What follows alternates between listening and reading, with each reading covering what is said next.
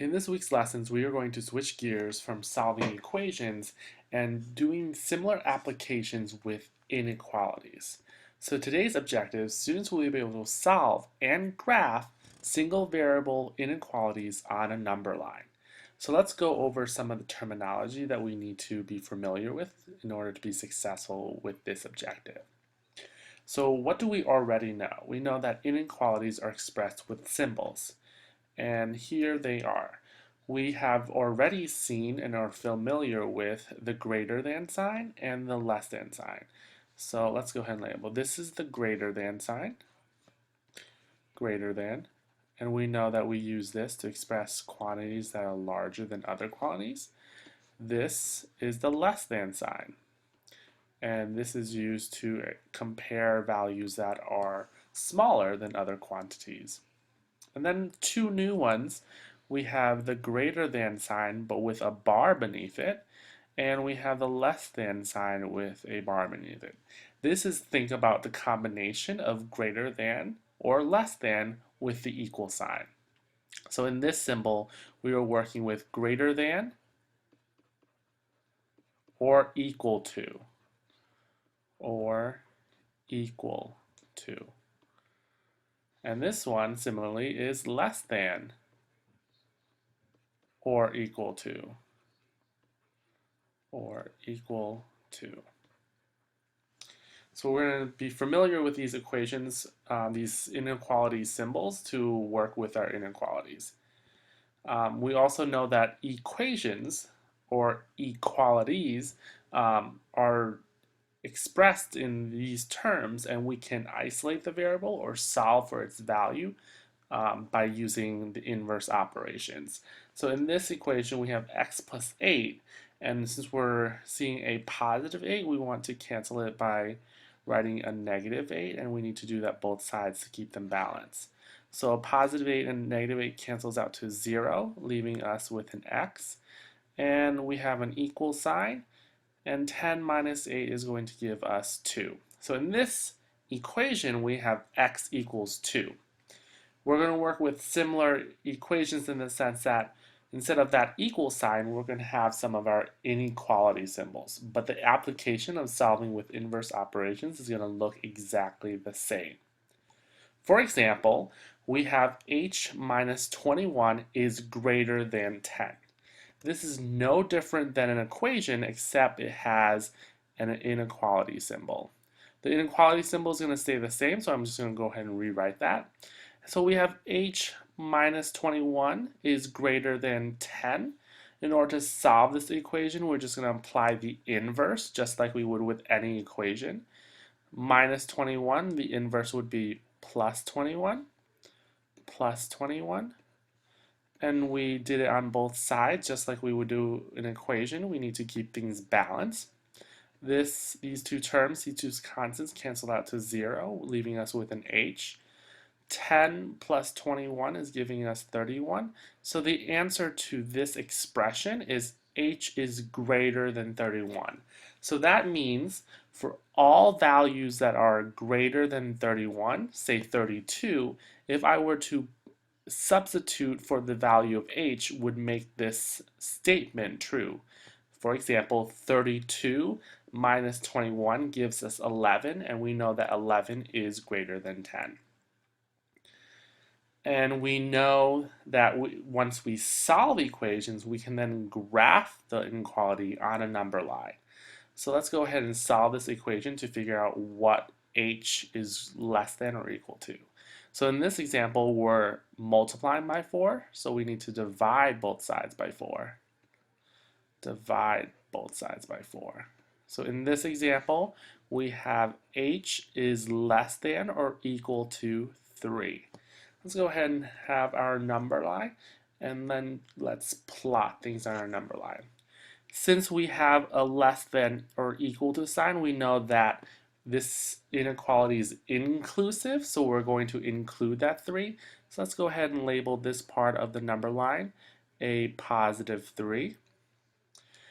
And since h is going to be less than 3, we know that all values to the left of that 3 are going to be less than, so I'm going to draw I'm going to highlight to the left and I'm going to draw that arrow, meaning that it's going to extend to all values in this direction. And since it includes a 3, I'm going to make sure that I make a dot rather than open circle because it includes the value 3. We're going to jump into the idea of what makes an inequality inclusive and what makes it exclusive. So if we have k is greater than 10, it's exclusive because it doesn't include the value of 10, so we're going to draw an open circle. So let's go ahead and take a look at the number line. Say we plot the value 10 here. It's exclusive, so I'm going to make an open circle on that value 10. And since k is greater than 10, I'm going to highlight all the values in the right direction because I know that all the values to the right of 10 are larger. This is, again, exclusive, so I'm going to have an open circle. In contrast, inclusive is a closed circle, and we know that it's a closed circle, or we know it's inclusive because we add the expression or equal to. So in the expression m is less than or equal to 4, notice how I said equal to. I know that I need to include the value of 4. So let's go ahead and include. Let's do a closed circle or a closed dot. Label it with the value of 4. And since m is less than 4, we know we need to go in the left direction because values to the left are less than 4. Then one last concept that I need to introduce to you is the idea of switching. If we're given an inequality that calls us or requires us to change the inequality by either multiplying or dividing by a negative, the key thing here is a negative, then the sign that is in the original inequality needs to change directions.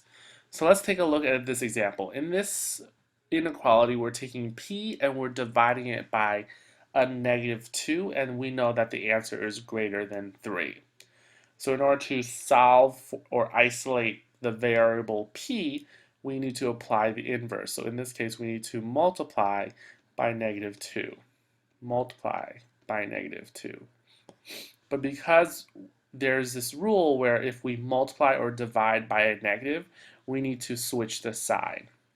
So let's first think about how this equation is going to reduce before, or this inequality is going to reduce before we change that sign.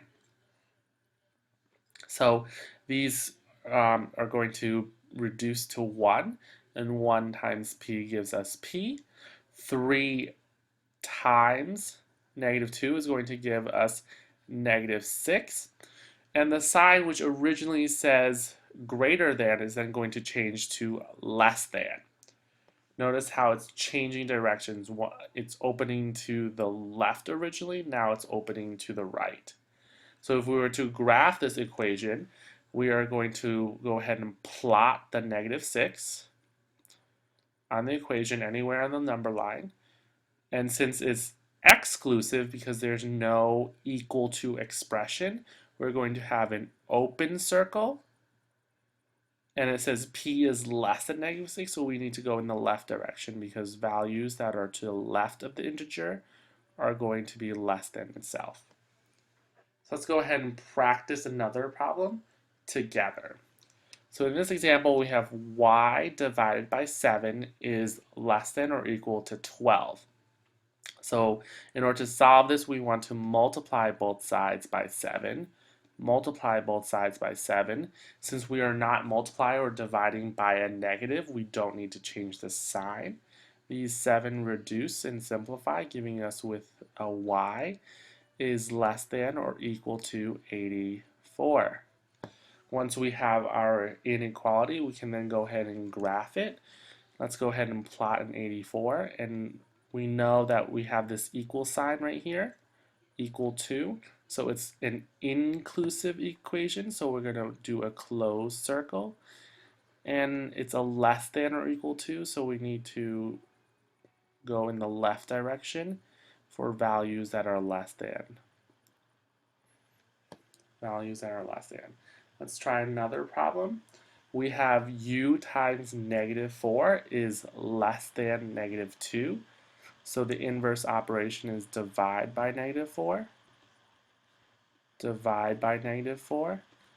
So since we're dividing by a negative, we need to make sure that in the end we have to flip the sign, change the direction. This reduces to 1, giving us a u. Since the change in direction of the inequality is going to be a greater than symbol, a -2 divided by a -4 is a positive 1/2. And all we have to do now is to graph it. We decide where 1/2 will go. Let's say 1/2 is here. And it is exclusive, so we need to do an open circle. It's greater than, so we need to go in the right direction. Values to the right are greater than our value. And lastly, now it's your turn. We have 7 is less than -4 plus q. Isolate the variable q, figure out what the inequality is going to look like, then you can go ahead and graph it on the number line.